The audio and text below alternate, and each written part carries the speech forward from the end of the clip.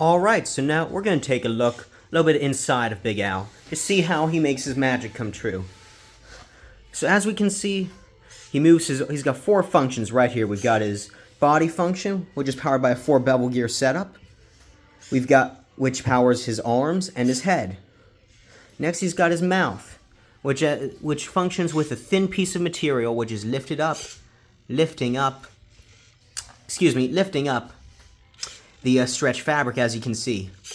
This is a bit of a tricky effect, as sometimes the wire likes to get stuck. As it's appears right now, normally when the wire isn't stuck, it goes fully sealed. Next we've got his trunk. It's a beautiful trunk. It lifts up and down. And finally we've got his eyes. Now his eyes, while they're not going fully capacity, that's just a safety tool to make sure we don't potentially damage his eyelashes, but they have the full capacity to fully close. And pending further tests, that might become part of his show sequence. But now, let's look at him from the inside. So, as you can see, we got Big Al here. He's got a head. And we're just going to take off the back of it. And what do we see inside? We see some fascinating stuff. So, I'll break down some of this stuff for you. This motor here, right here over on this side, this is going to be his trunk. Next to here, this is going to be what powers his eyes.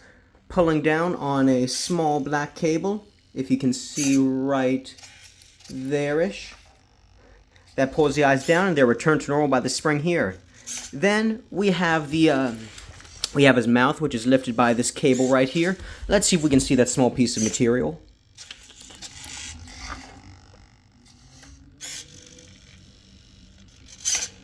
Yep, we can see, if you can see right there at the very bottom, hard to get focus on. Yep, we can see that little hook there that's getting latched up. That would be his mouth.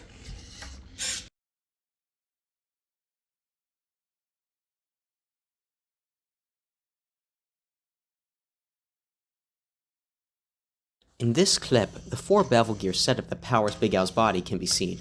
Now, you might notice a couple springs around the gearbox.